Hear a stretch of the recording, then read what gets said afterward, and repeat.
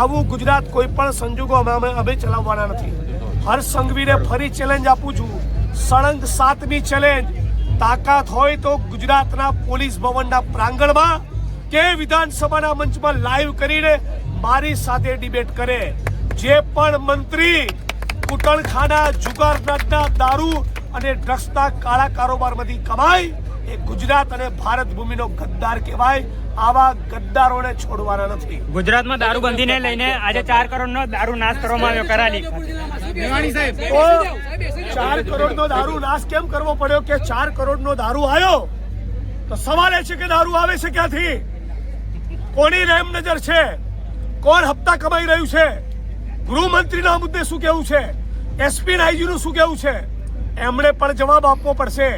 State monitoring cell કે દારૂ પકડનાર માણસો ખાલી કોન્સ્ટેબલ, પીએસઆઈ, પીઆઈને ટાર્ગેટ કરે એ નહીં ચાલે. એસપી અને આઈજીએ પણ જડબે સલાહ કરવું પડશે, બાકી એમના પણ ખુલાસા માંગવામાં આવશે.